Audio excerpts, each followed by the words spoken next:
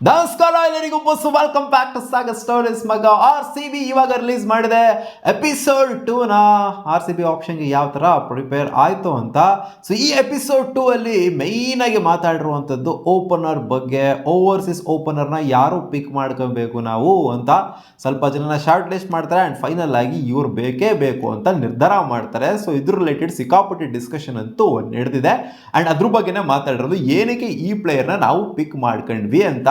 ಅದೇ ಫಿಲ್ ಸಾಲ್ಟ್ನ ಏನಕ್ಕೆ ಪಿಕ್ ಮಾಡ್ಕೊಂಡ್ರು RCB ಅಂತ ಈ ವಿಡಿಯೋದಲ್ಲಿ ಕಂಪ್ಲೀಟ್ ಆಗಿ ಎಲಾಬೊರೇಟ್ ಆಗಿ ಡಿಸ್ಕಸ್ ಮಾಡಿದ್ದಾರೆ. ಮಗ ವಿಡಿಯೋನ ನೋಡಿದ್ರ ಅಂತ ಅನ್ಕೊಂಡಿದ್ದೀನಿ. RCB ರಿಲೀಸ್ ಮಾಡಿರುವಂಥ ಎಪಿಸೋಡ್ 2 ಆಫ್ ದ ಆಕ್ಷನ್ ಪ್ರಿಪರೇಷನ್ನು.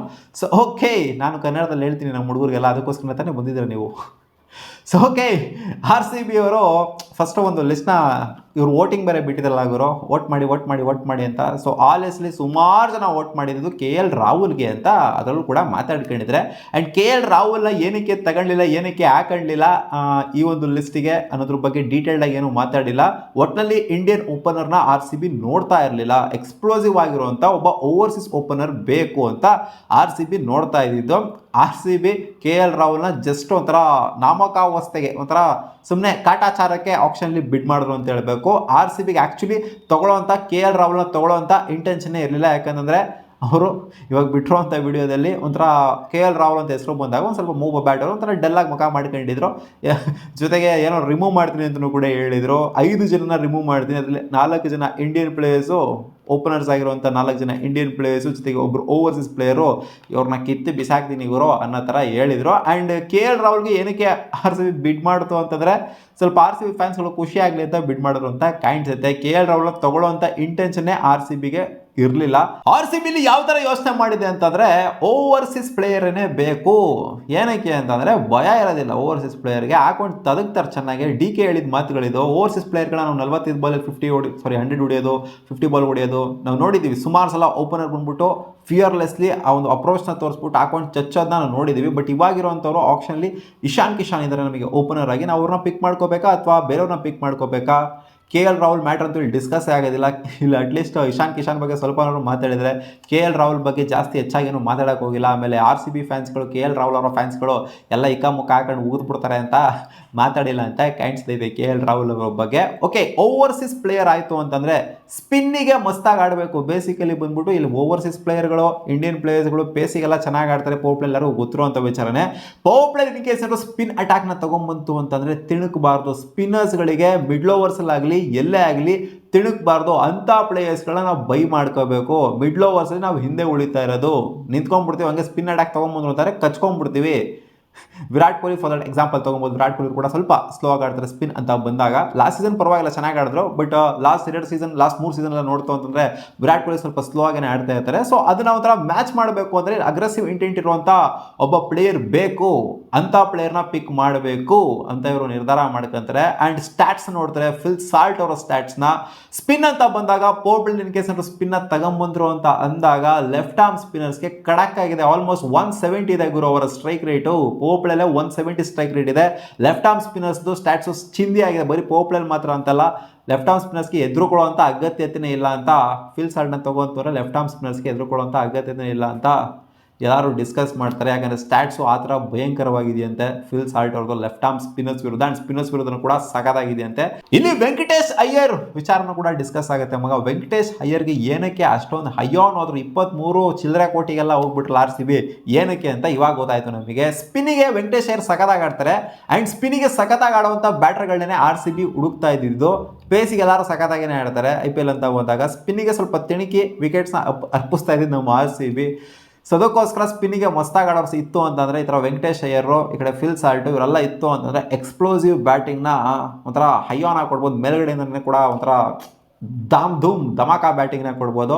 ಸೊ ಆದ್ದರಿಂದ ಯಾವುದೇ ಒಂದು ಫೀಲ್ಡಲ್ಲೂ ಕೂಡ RCB ಕೆಳಗಡೆ ಉಳ್ಕೋಬಾರ್ದು ಬ್ಯಾಟಿಂಗ್ ಡಿಪಾರ್ಟ್ಮೆಂಟಲ್ಲಿ ಅಂತ.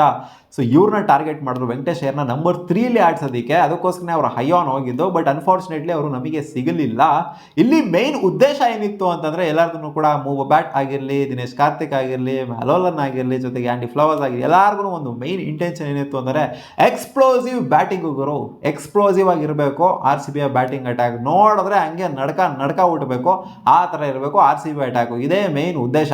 ಇಲ್ಲಿ ಇವರು ರೆಫರೆನ್ಸ್ ಆಗಿ ತಗೊಂಡಿರೋದು ಏನ, KKR ನ ಎಕ್ಸಾಂಪಲ್ ಆಗಿ ತಗೊಂಡ್ರು ಅಂಡ್ SRH ನ ಎಕ್ಸಾಂಪಲ್ ಆಗಿ ತಗೊಂಡ್ರು. ಎಕ್ಸ್ಪ್ಲೋಸಿವ್ ಬ್ಯಾಟಿಂಗ್ ಇತ್ತು ಗುರು. KKR ನ ತಗೊಂಡು ನೋಡ್ತು ಅಂದ್ರೆ ಇಬ್ರು ಸಾಲಿಡ್ ಓವರ್ಸೀಸ್ ಪ್ಲೇಯರ್ಗಳು ಫಿಲ್ ಸಾಲ್ಟ್ ಜೊತೆಗೆ ನರೇನ್ ಓಪನ್ ಮಾಡಿ ಹೆಂಗೆ ಒಂಥರ ಧಮಾಕ ಮಾಡೋರು. ಆ್ಯಂಡ್ ಇಲ್ಲೂ ಅಷ್ಟೇ SRHಲ್ಲೂ ಅಷ್ಟೇ ಧಮಾಕ ಪರ್ಫಾರ್ಮೆನ್ಸ್ನ ಕೊಡೋರು, ರುಬ್ಬೋರು ಹಾಕೊಂಡು ಅಂಥ ಇಂಟೆಂಟ್ ಇರುವಂಥ ಪ್ಲೇಯರ್ಗಳು ನಮಗೆ ಬೇಕು. ಇಲ್ಲಿ ಒಂಥರ ಕನ್ಸಾಲಿಡೇಷನ್ ಮಾಡಿಕೊಂಡು ನಿಧಾನಕ್ಕೆ ಆಡ್ಕೊಂಡು, ಇವಾಗ ವಿರಾಟ್ ಕೊಹ್ಲಿ ಜೊತೆಗೆ KL ರಾಹುಲ್ ಓಪನ್ ಮಾಡ್ಕೊಂಡು ಇಬ್ಬರು ನಿಧಾನಕ್ಕೆ ಆಡ್ಕೊಂಡು, ಆ ಥರ ಏನಾದ್ರು ಆಯಿತು ಅಂದರೆ ಇವ್ರಿಗೆ ಅದೇ ಒಂದು ತಲೆನೋವಾಗಿತ್ತು KL ರಾಹುಲ್ನ ಪಿಕ್ ಮಾಡೋದಕ್ಕೆ. ಒಂದು ವೇಳೆ ಏನಾದ್ರು ಆ ಥರ ಆಯಿತು ಅಂದರೆ ಸಿಕ್ಕಾಪಟ್ಟೆ ಸ್ಲೋ ಆಗೋಗ್ಬಿಡ್ತು ಅಂದರೆ ನಾವು ಅಲ್ಲೇ ಹಿಂದೆ ಉಳ್ಕೊಂಡ್ಬಿಡ್ತೀವಿ. ಇಬ್ಬರು ನಿಧಾನಕ್ಕೆ ಆಡ್ತು ಅಂದರೆ ಪೋಪ್ಳಲ್ಲಿ ನಮಗೆ ಮೇಯ್ನಾಗಿ ಸ್ಕೋರ್ ಬೇಕು. ಪೋಪ್ಳಲ್ಲಿ 80-90 ರನ್ ಹೊಡೆಯುವಂಥ ಕೇಪಬಿಲಿಟಿ ಇರಬೇಕು ಅಂತಲೇ ಇಲ್ಲಿ ಡಿಸ್ಕಸ್ ಆಗಿರೋದು ಮಗ. ಅದಕ್ಕೋಸ್ಕರನೇ ಫಿಲ್ ಸಾಲ್ಟ್ನ ಪಿಕ್ ಮಾಡಿರೋದು ಆ್ಯಂಡ್ ಲಿಯಾಮ್ ಲಿವಿಂಗ್ಸ್ಟನ್ ಕೂಡ ಪಿಕ್ ಮಾಡಿರೋದು. ಹಾಗೆ ಸುಮ್ಮನೆ ಫಿಲ್ ಸಾಲ್ಟ್ ಸ್ಟ್ಯಾಟ್ಸ್ನ ಹೇಳ್ತಾ ಇದ್ರು. 28% of the time Phil Salt 6-8 ರನ್ನ ಹೊಡೆದಿದ್ರಂತೆ ಓವರ್ಗೆ. And 35% of the time Phil Salt 12-15 ರನ್ನ ಓವರ್ಗೆ ಹೊಡೆದಿದ್ರಂತೆ. ಇನ್ನು ಅದಕ್ಕಿಂತ ಮೇಲೆ ಸ್ವಲ್ಪ ಓವರ್ಗಳಲ್ಲಿ ಹೊಡೆದಿದ್ದಾರೆ.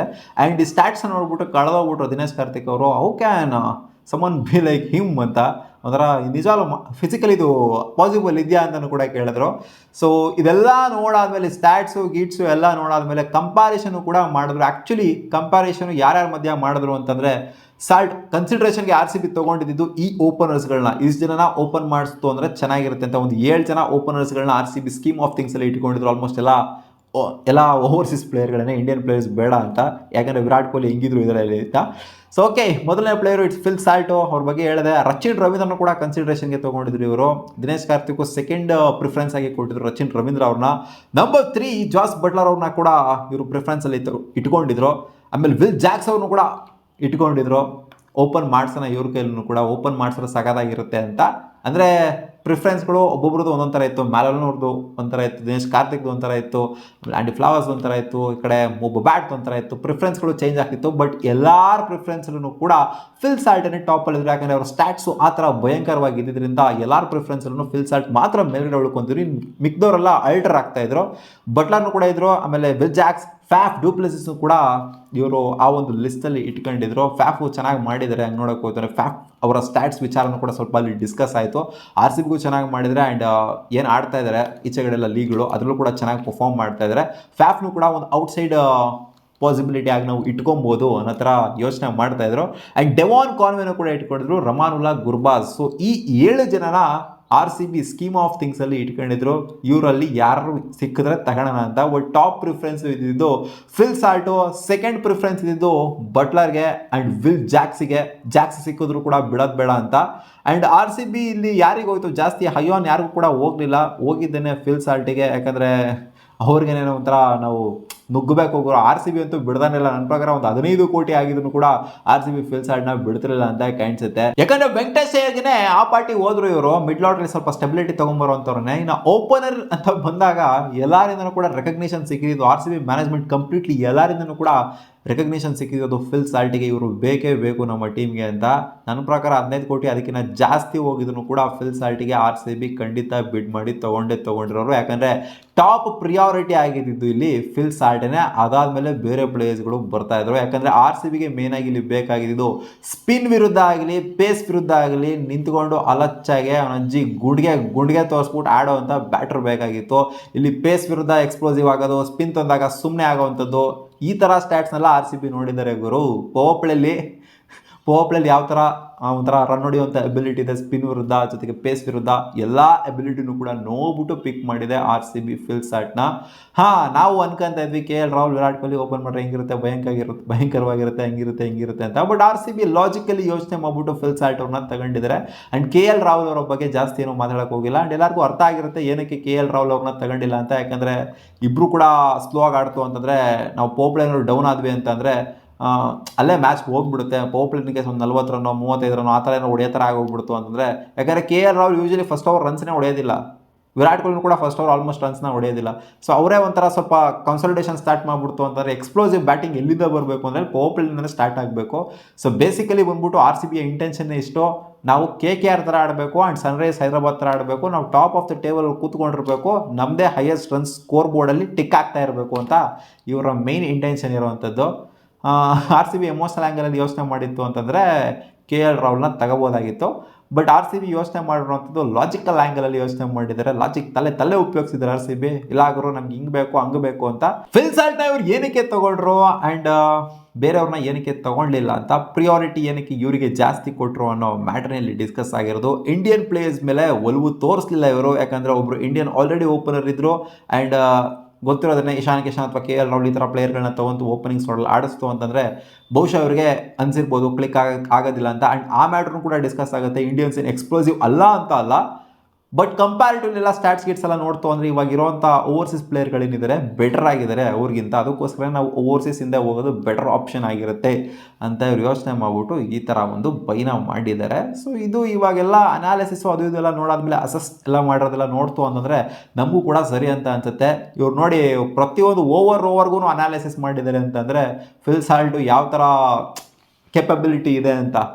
ಕೆಲವೊಂದು ಟೈಮು 8ರಿಂದ 6 ರನ್ ಹೊಡೆದಿದ್ದಾರೆ, ಕೆಲವೊಂದು ಟೈಮು 12ರಿಂದ 15 ರನ್ನ ಹೊಡೆದಿದ್ದಾರೆ ಆ್ಯಂಡ್ ಕೆಲವೊಂದು ಟೈಮ್ 20 ರನ್ಗಿಂತ ಮೇಲ್ಗಡೆ ಹೊಡೆದಿದ್ದಾರೆ. ಸೊ ಈ ಕೇಪಬಿಲಿಟಿನೆಲ್ಲ ನೋಡಾದ್ಮೇಲೆ ಇಲ್ಲಾಗರೋ ಈ ಮನುಷ್ಯನಲ್ಲಿ ಏನೋ ಇದೆ, ನಮ್ಮ ಟೀಮ್ಗೆ ಕೇಪಬಿಲಿಟಿ ತೋರಿಸ್ತಾನೆ ಒಯ್ಯ ಅಂತ ಬಂದಿರೋದು ಫಿಲ್ ಸಾಲ್ಟ್ನ. ಸೊ ನಿಮಗೆ ಏನು ಅನ್ನಿಸ್ತಿದೆ ಆರ್ ಸಿ ಬಿ ಮಾಡಿರೋಂಥ ಅನಾಲಿಸಿಸು ಅಸೆಸ್ಮೆಂಟು ಕಾಮೆಂಟ್ ಸೆಕ್ಷನಲ್ಲಿ ಕಾಮೆಂಟ್ ಮಾಡಿ ತಿಳಿಸಿ. ಆ್ಯಂಡ್ ಫಿಲ್ ಸಾಲ್ಟ್ ವಿಚಾರ ಮಾತ್ರ ಅಂತಲ್ಲ, ಸುಮಾರು ವಿಚಾರದಲ್ಲೂ ಕೂಡ ಇವಾಗ ನಿಮಗೆ ಗೊತ್ತಾಗಿರುತ್ತೆ ಕೆ ಎಲ್ ರಾಹುಲ್ನ ಏನಕ್ಕೆ ತಗೊಂಡಿಲ್ಲ ನಮ್ಮ ಆರ್ ಸಿ ಬಿ ಅಂತ. ಸಿಗೋಣ ಮುಂದಿನ ವಿಡಿಯೋದಲ್ಲಿ ಗಾಯ್ಸ್, ಬಾ.